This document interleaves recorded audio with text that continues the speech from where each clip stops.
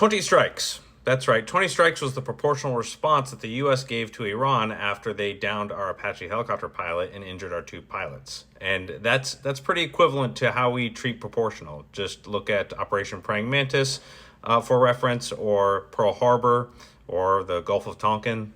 But after those strikes, Iran decided to launch counterstrikes against us in retaliation. They launched missiles and drones towards our bases in Bahrain and Kuwait, and they were all basically intercepted. Now, there was an unconfirmed report that there might have been a strike in Bahrain at our headquarters, but that is likely due to debris.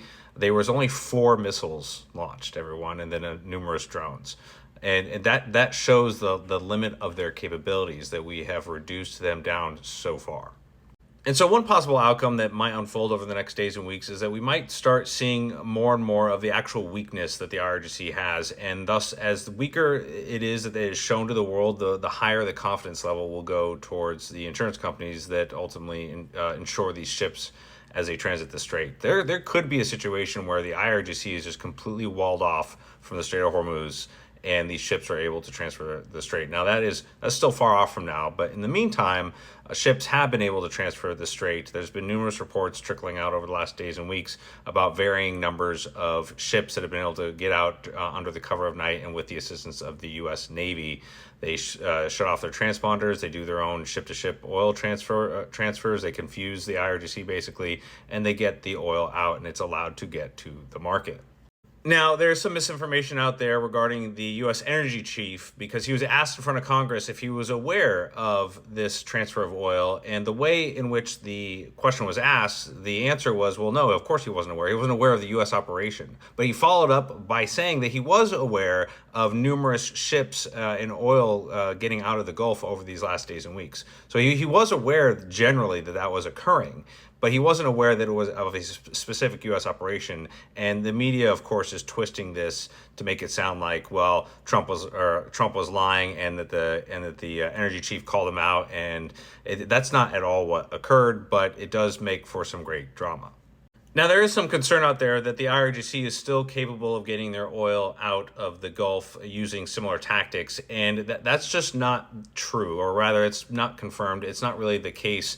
We don't need their transponder data to figure out where ships are on the high seas. I don't know why people keep sticking to that as if that's the only thing the U.S. Navy has to track ships. But on top of that, the IRGC sending their oil to other ships, if it gets out, fine, it gets out. If it gets tagged back to the IRGC, the Treasury is going to eventually find that money and take it. That's part of their economic fury, right? So they've secured upwards of $1 billion in crypto. They've secured a few million in direct oil assets, and they've frozen another $24 billion. And on top of that, the IRGC is losing upwards of $500 million a day. So, by and large, they're just being squeezed like a boa constrictor, and it's soon enough, not soon enough, but eventually the reality of their situation will come to light. Oh, and one more thing. Apparently, one of those 20 strikes struck a water plant, basically servicing water to the local village, and now 20,000 Iranians are affected without any water. Well, they were already suffering from a water drought from a year ago, so I don't understand where that water came from in the first place. So I'm not even sure that's what it was used for. And of course, this could likely be propaganda from the IRGC to try and tug at those heartstrings of people that support the IRGC for some ungodly reason. So, take that for the largest grain of salt on the planet. All right. Have a good day.